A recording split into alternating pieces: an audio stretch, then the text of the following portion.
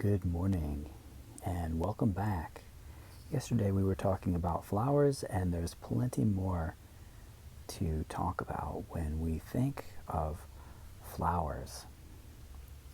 And in all plants, we have to question what they sense. What is it that plants feel or possibly think, or what is it that they do? What senses are plants using that we don't understand? Because we could say, well, a plant is just sitting there absorbing the sun, and when the rain comes it takes in the rain and it doesn't really do anything. It's not like an animal, it can't move around. That might be your initial observation. But is that true? Because plants, if you watch them closely, when these flowers pop out, some of them actually close up at night and open only in the daytime. And alternatively, some plants only open at night and close up during the daytime, and some stay open all day and all night long. So why are they doing that? Is it to attract those pollinator insects? Sometimes we can observe and guess why they're doing that, and sometimes we really don't know. We can also watch, if you've ever had a house plant and you've seen that house plant over time bend toward that sunlight because it feels that sunlight. It wants to go toward the sunlight to collect as much of it as it can. Well, how is it finding that sunlight? Is it the sense of smell or touch or sight? I mean, can plants smell things or see things? They actually suggested this a while back, and some scientists wanted to test to see if plants could actually smell things. There's a vine that grows up around wheat, and people were wondering, well, how does it sense that the wheat is there? You know, this plant grows up out of the ground and it wants to creep toward the wheat, but how does it know? It can't see the wheat, or can it? Can it smell the wheat? And so they thought that they would give it a little test in a lab. So what they did is they got a wheat smell. They actually designed a wheat sort of perfume, and they put it on cotton balls. And they tried it in a couple of different situations.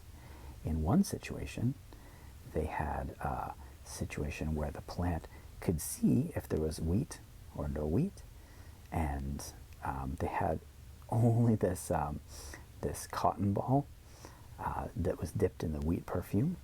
And then in the other situation, it was completely obstructed. They had a little barrier to where the plant would not be able to see the wheat. And what happened was, in both situations, the plant went either straight toward that wheat or around the wheat, whereas in the control situations, in which they just had cotton balls with nothing, no scent, or just cotton balls dipped in the scent of other plants, they didn't go towards those things. It only went toward the wheat. So what was that plant doing? Well, they thought that this plant actually smells and has a human sense. So we don't really understand what the plants are doing, or even necessarily why they're doing it, but they do have senses that are somewhat extraordinary and unexpected to us if we think that plants just sit there. Something that we notice is that sunflowers will actually change the direction of that huge, beautiful flower, almost like a solar panel tracking the sun as it goes through the sky. So for as long as it is able, the sunflower will try to get as much sun beating into the flower as is possible. Some plants are very sensitive to touch. If you've ever encountered a snapdragon, you go to touch the bud and it just explodes, and these seeds come out, and this plant matter comes out. I mean, it's a literal, actual tiny explosion, which is super fun. Or if you've ever seen the Hawaiian thorny grass called hila hila,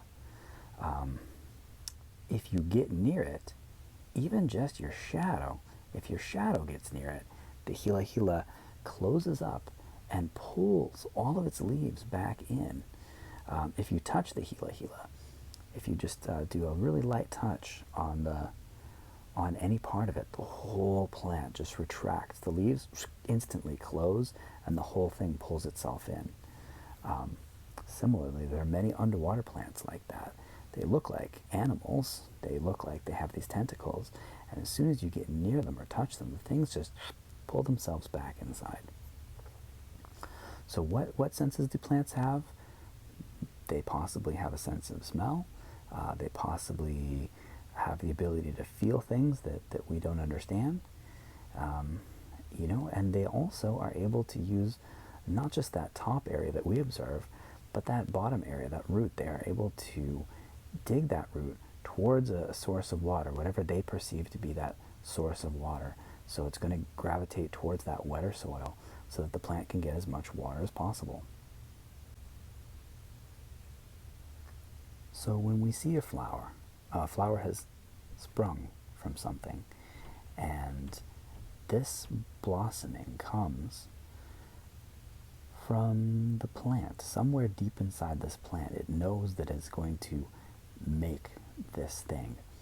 And almost like when you're putting your shirt on and your hand comes up through that first armhole, right?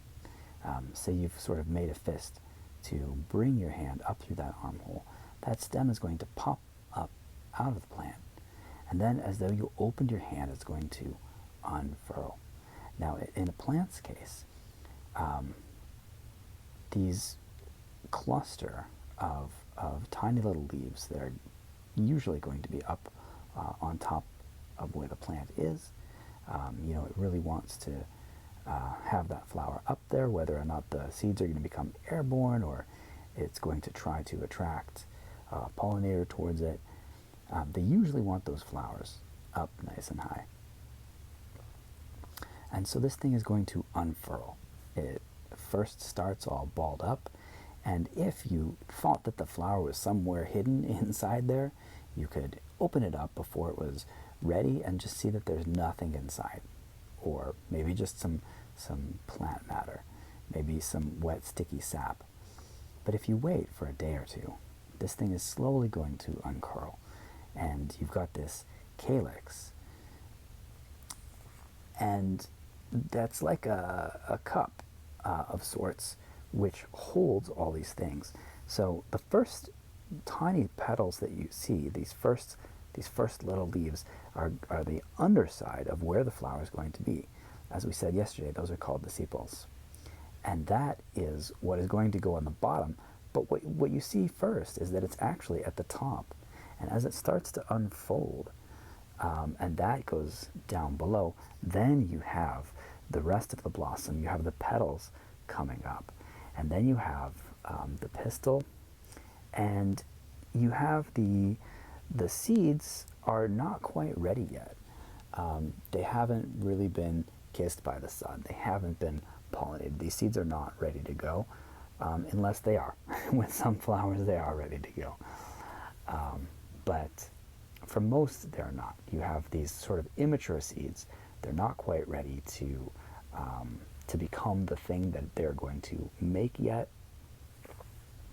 But when they do get pollinated by the right type of pollen, whether it's its own pollen or pollen from another similar species from another member, then it's going to create that thing, whether it's a seed pod, or maybe it's going to create a pomegranate filled with seeds, or an apple filled with seeds, or some sort of a fruit it's going to create. And this could be all kinds of things that we often think of as vegetables, like tomatoes, which you probably know is a fruit, or a cucumber, or a squash, like a pumpkin or a summer squash. Well, those are all technically fruits because they have those seeds inside of them.